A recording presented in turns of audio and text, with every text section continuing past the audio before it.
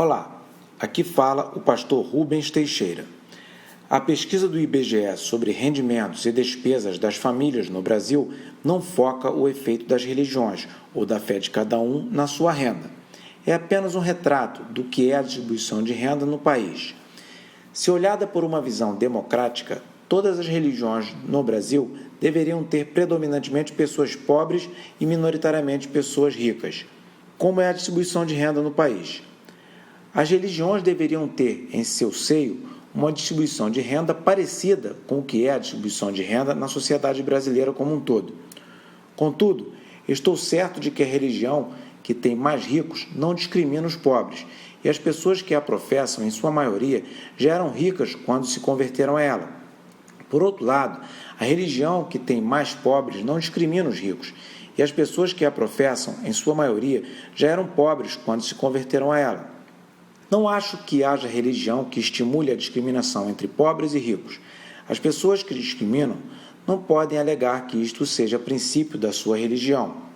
Para uma pesquisa refletir o efeito da religião sobre a renda e o comportamento das pessoas, deveria aferir, por exemplo, dentre os que tiveram mobilidade social ascendente ou descendente, qual seria a religião predominante em cada caso. Poderia aferir também, dentre os inadimplentes, em cada classe social, qual seria o percentual de fiéis de cada religião. Ou ainda poderia se testar dentre os que investem em educação em cada classe social, qual seria a religião predominante. Enfim, para se aferir o efeito da religião na renda ou na educação, se houver, deveria ser acompanhado o nível de enriquecimento ou empobrecimento, ou mesmo de elevação do nível cultural das pessoas ao optar por seguir uma ou outra religião. Do contrário, nada se pode dizer do efeito da religião sobre a renda. O que se concluiu já se sabia. Famílias cujos responsáveis são negros, infelizmente, têm rendimentos menores do que as que têm responsáveis brancos. Famílias cujas responsáveis são mulheres, infelizmente, têm rendimentos menores que aquelas que os responsáveis são homens. Mostrou ainda que membros de igrejas pentecostais têm menores rendimentos médios mensais, o que evidencia o que já se sabe. Estas igrejas são mais acessíveis aos pobres, estão mais presentes em comunidades carentes e subúrbios. O fato de uma religião ter mais pobres do que a outra pode ser por conta da acessibilidade daquela religião aos mais pobres e dos efeitos que a fé seguida produz na consciência de cada um. Uma religião que careça de fazer bondades financeiras para se obter resultados espirituais certamente dificultará o acesso aos mais desprovidos de recursos. Uma religião que prega esperança e indica caminhos para os mais carentes pode ser que interesse aos mais carentes segui-la. Chamou a minha atenção a maior disposição que os evangélicos pentecostais, grupo de menor renda, têm de fazerem doações. Alguém que faz uma doação certamente o faz do que lhe sobra. Não é comum na sociedade encontrarmos pessoas que doam seus recursos antes de garantir a sua subsistência e de sua família.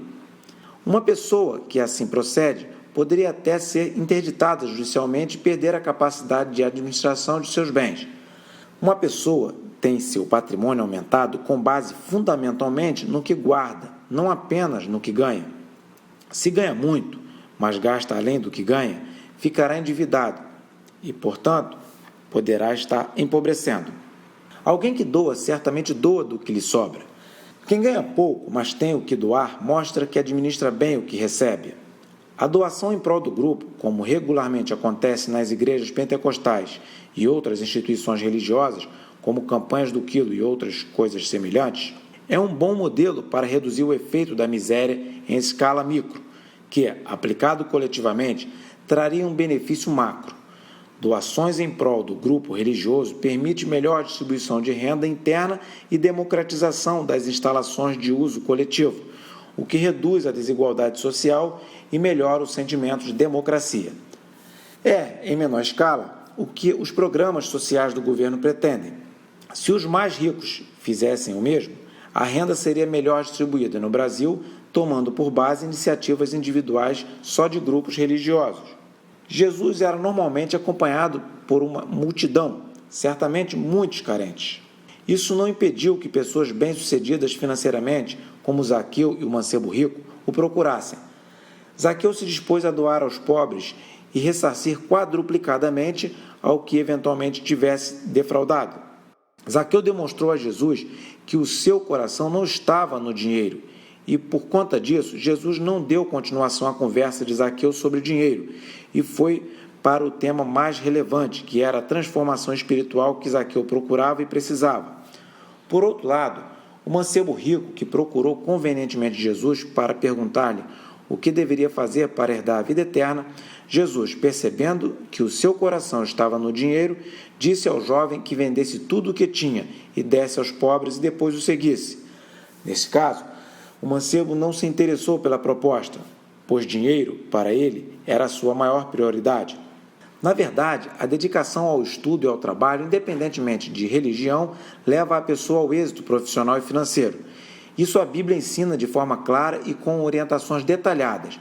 Ademais, a mesma Bíblia, que ensina a ter êxito, alerta que é mais fácil um camelo passar no fundo de uma agulha do que o rico entrar no reino dos céus.